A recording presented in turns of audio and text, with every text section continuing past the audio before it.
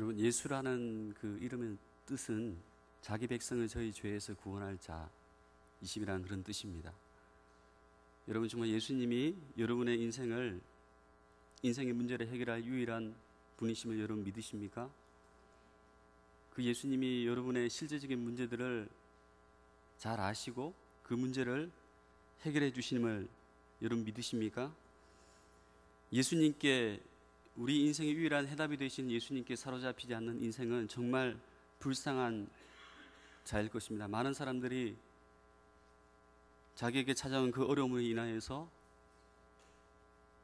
절망감에 빠져서 그것이 끝이라고 생각을 합니다. 하지만 여러분, 우리 인생의 때로는 벼랑 끝에 서 있는 인생일지라도, 낭떠러지와 같은 그런 끝에 우리 인생이 머물지라도, 그렇게 느껴질지라도 우리는 그 마지막 순간에 우리를 붙들고 계시는 그 하나님을 우리는 발견하게 됩니다. 우리를 향해서 손을 내뻗고 계시는 그 하나님을 우리는 보게 됩니다. 그래서 우리는 마지막 순간에 있을지라도 우리는 포기하지 않고 절망하지 않습니다. 우리 예수 믿는 사람들은 하나님이 영원토록 우리를 보호해 주시겠다라고 약속하셨기 때문에, 그 약속을 확신하기 때문에 우리는 절망하지도 않고, 우리는 우리 인생을 향해서 죽는다, 안 된다, 못 살겠다, 자살하고 싶다, 우리는 이런 말을 할 수가 없습니다. 하나님의 그 영원한 손길을 우리가 느낀다면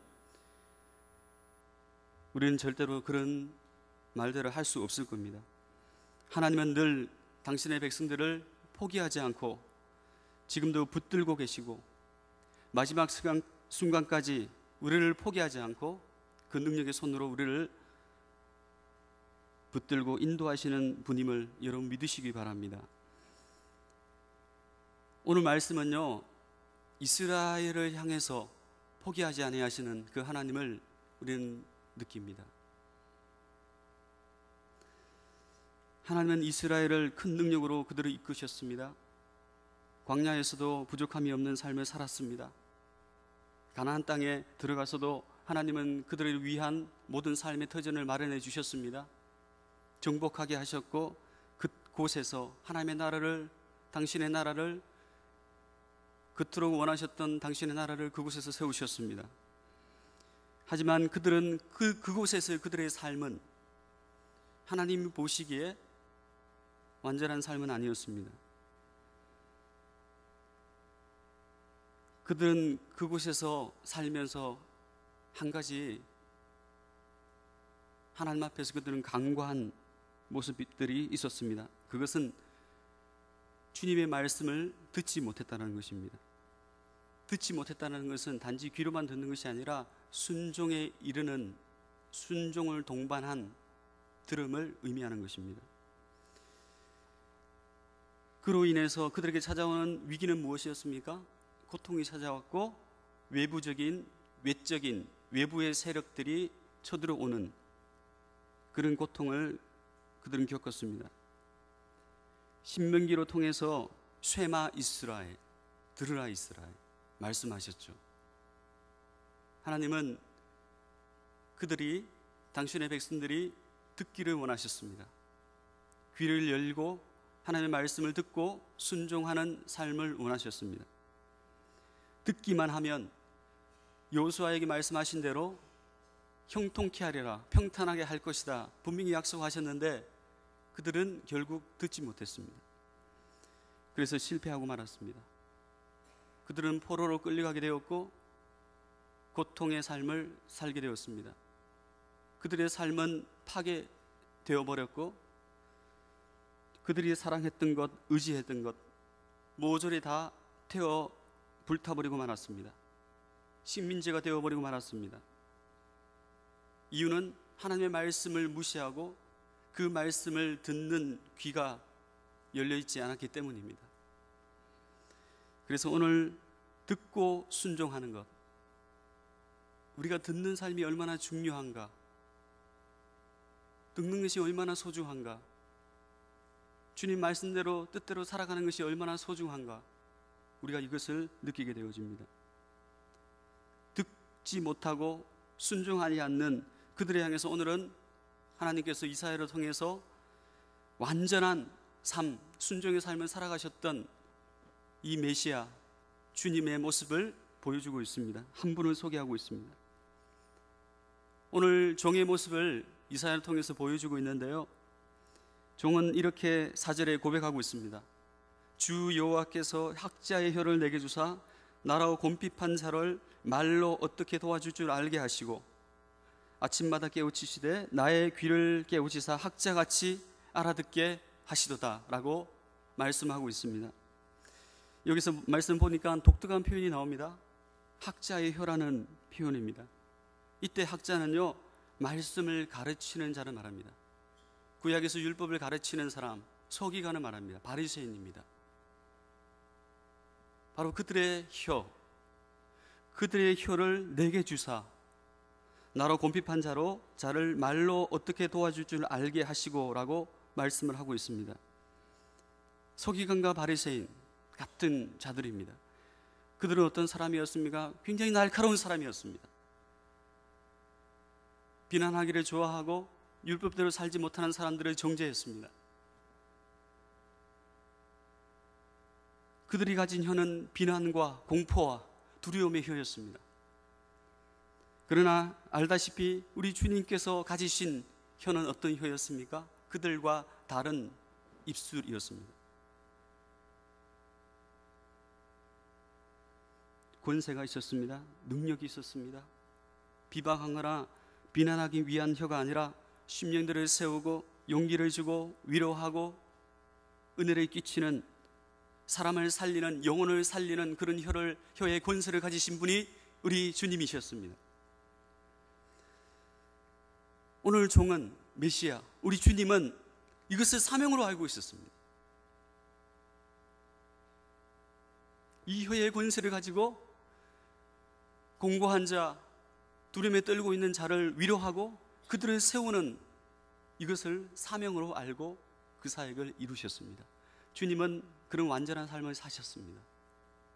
사랑하는 성도 여러분, 여러분의 혀가 우리 주님의 혀처럼 하나님 앞에 쓰임받는 혀가 되기를 바랍니다.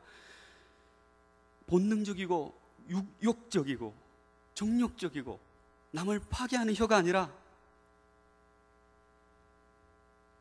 하나님으로부터 권세를 받아 그것을 사용하시는 그런 여러분의 입술이 되기를 간절히 바랍니다. 오늘 하나님은 우리에게 이것을 요구하십니다.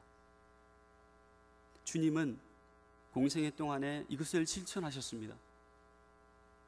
그분의 입술은 항상 연약한 자들을 돕고 일으키고 회복하는 그런 사역을 감당하신 휘였습니다.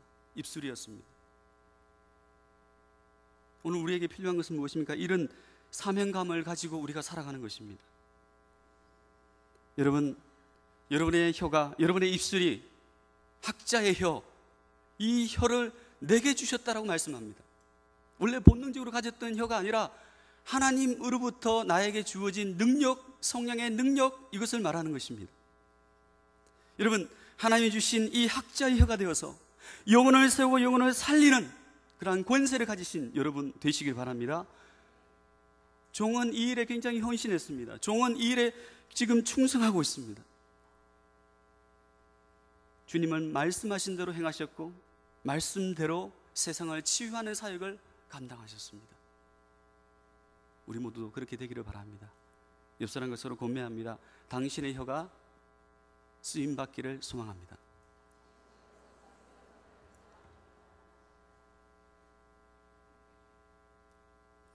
여러분, 이렇게 이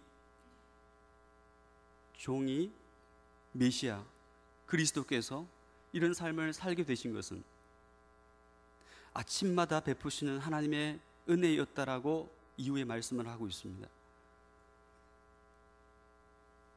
주님께서 이것을 공생애 동안에 누리신 은혜였습니다. 여러분, 말씀을 보십시오. 아침마다 깨우치시되 나의 귀를 깨우치사 학자들 같이 알아듣게 하시도다.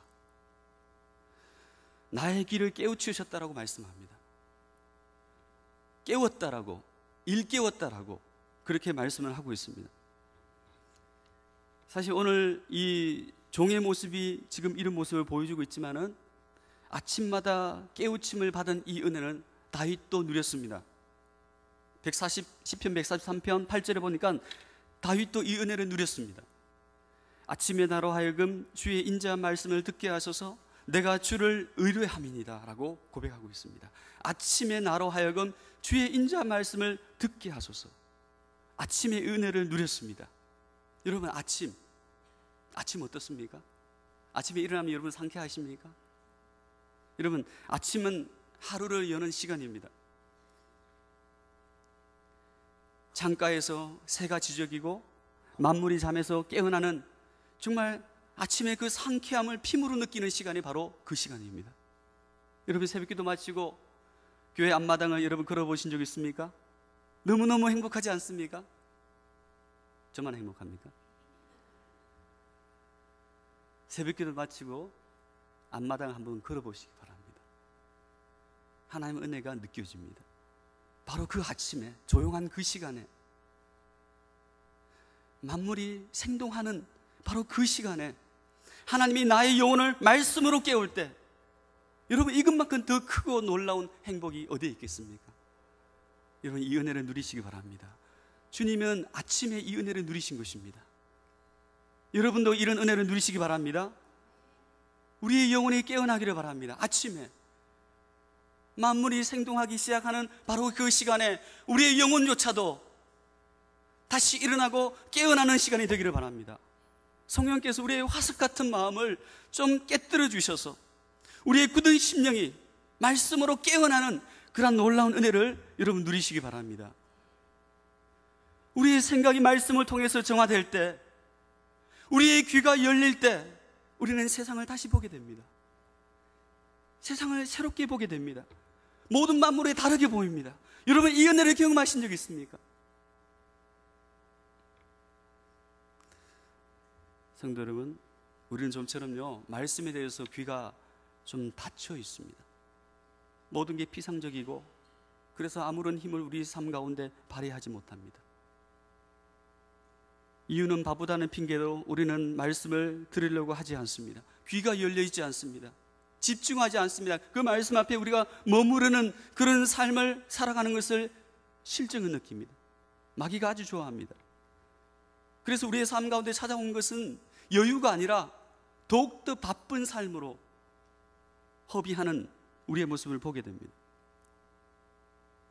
심령들을 위로하고 심령들을 세워야 할 사명이 우리에게 있다면 여러분 먼저 우리의 귀가 열리는 은혜를 여러분 경험하시기 바랍니다. 귀가 깨우침을 받아야 합니다. 나의 귀가 닫혀있는 나의 귀가 말씀을 향해서 하나님이 나의 이 귀를 열어주시는 그 은혜를 경험해야 하는 것입니다.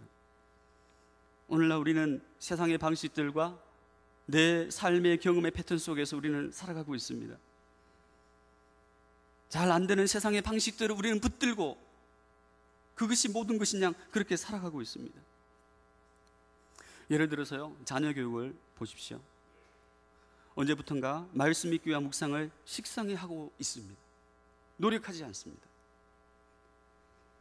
그냥 수학이나 영어나 이 세상에서 살아가는 방식들을 따라가지 못하면 더욱더 불안해하고 두려워 떠는 그런 모습 가운데 우리가 살아가고 있지 않습니까?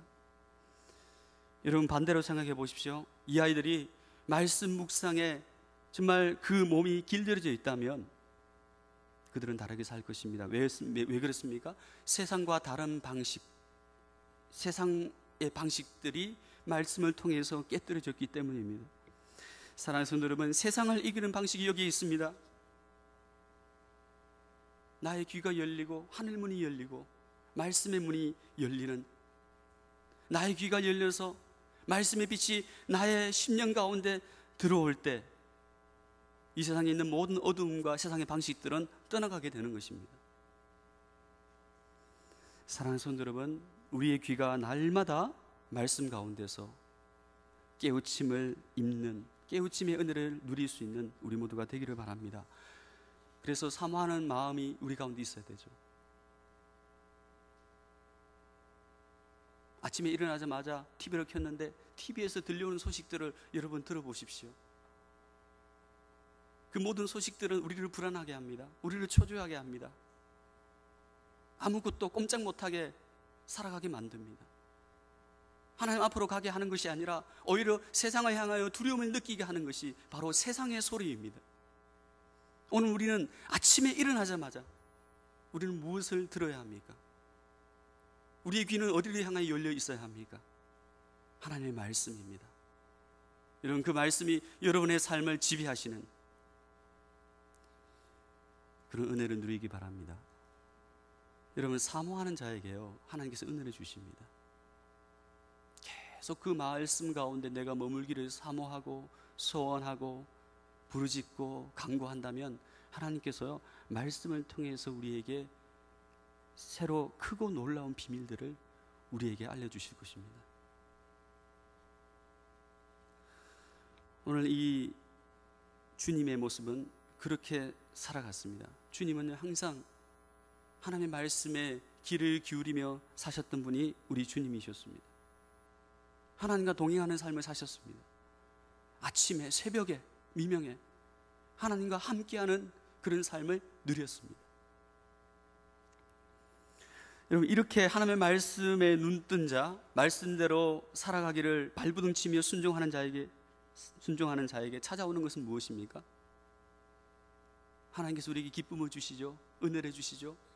말씀대로 살아가는 자에게 어떤 삶이 예비되어 있습니까? 아이러니하게도요, 5절과 6절 한번 보시기 바랍니다. 거역지도 뒤로 물러나지도 때리는 자들에게 오히려 등을 맡긴다고 표현되어 있습니다.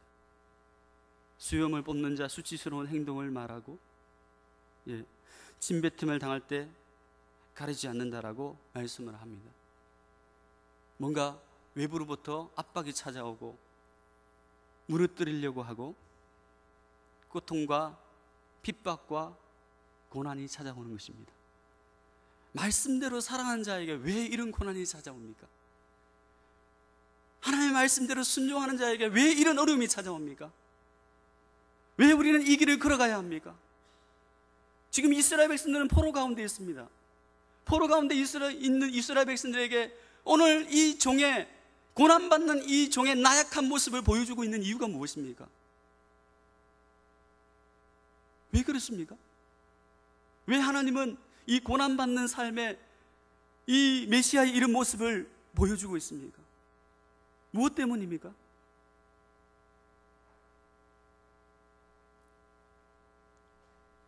여러분, 언뜻 보기에요, 아주 무기력하고 수동적인 모습을 보이는 것 같습니다. 요즘 시대 같으면 어떻습니까? 왜 저렇게 살아가냐? 때리려고 하면 막든지 아니면 찌르든지 그렇게 해야 되지 않습니까? 침뱉음을 당하면 오히려 다시 침을 뱉든지,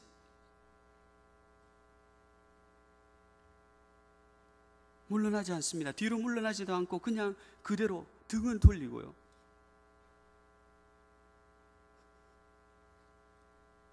여러분, 이해가 되지 않습니다. 신명기에 보면 이는 이로 그리고 눈은 눈으로 갚아줘야 되지 않습니까? 왜 멍청하게 그냥 수모를 당하고 있습니까? 왜 그랬습니까? 왜 이사야는 지금 이 말씀을, 하나님은 이사야를 통해서 우리에게 이것을 보여주고 있습니까? 이런 모습이 지금 어려움에 닥쳐 있는 이 이스라엘 사람들에게 용기와 희망을 줄 수 있는 그런 말씀입니까? 여러분, 생각해 보십시오. 왜 이사야는 이런 종의 나약한 모습을 보여주고 있습니까? 여러분, 종은요, 하나님의 비밀을 가진 사람입니다. 그 혀의 권세는 놀라운 권세를 가진 입술입니다. 그런데 그가 당하는 이 모습은 아주 처량하고 보잘것없는 모습으로 지금 어려움을 겪고 있는 것입니다.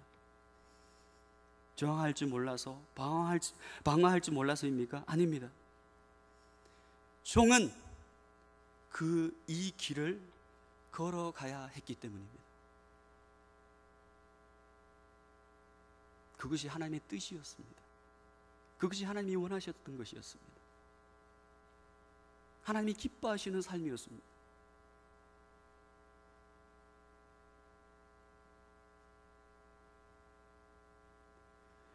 영혼을 구원하기 위해서, 인류를 구원하기 위한 길을 오늘 종은 그 길을 걷고 있는 것입니다. 억울한 일을 당해도, 수모를 당해도 이 길을 걸어가야 되기 때문에 우리 주님은 완전한 순종의 모습을 보여주셨습니다. 사랑하는 성도 여러분,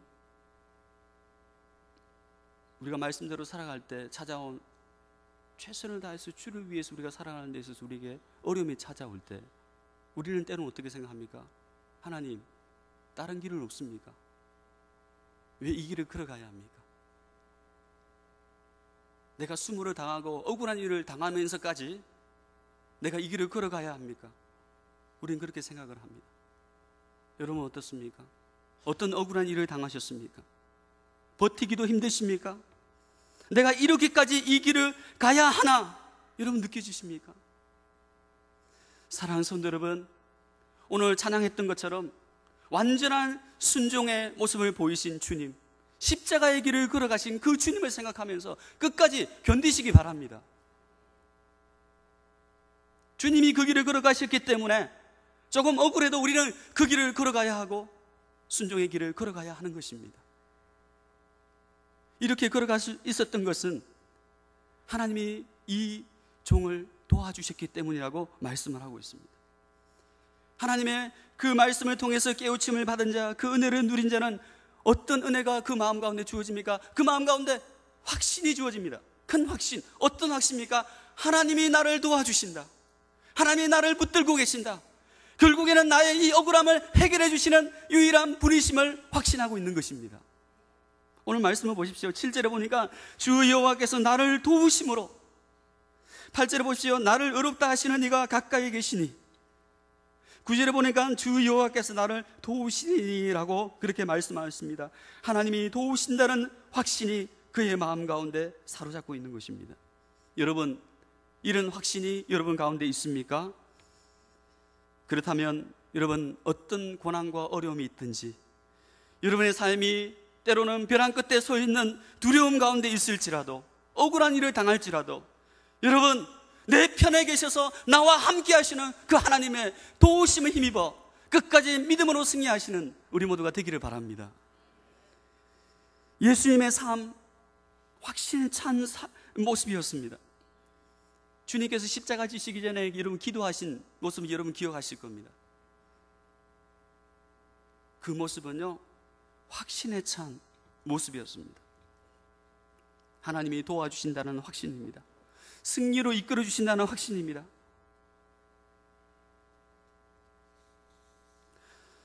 여러분, 이 주님의 확신이 우리 모두에게 있기를 바랍니다. 너무도 큰 확신이 있기에 부끄러움을 당해도 부끄러워하지 않습니다.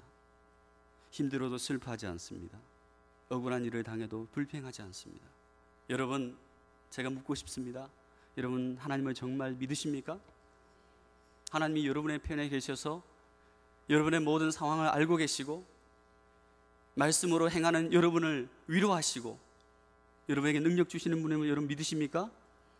그러면 오늘 7절에 나와 있는 것처럼 오늘 7절 말씀 한번 읽어보겠습니다. 자, 시작. 주 여호와께서 나를 도우심으로 내가 부끄러워하지 아니하고 내 얼굴을 부싯돌 같이 굳게 하였으므로 내가 수치를 당하지 아니할 줄 아노라. 오늘 말씀 보니까 어떻게 하고 있다고요? 얼굴을 부싯돌 같이. 이게 무슨 뜻인가요?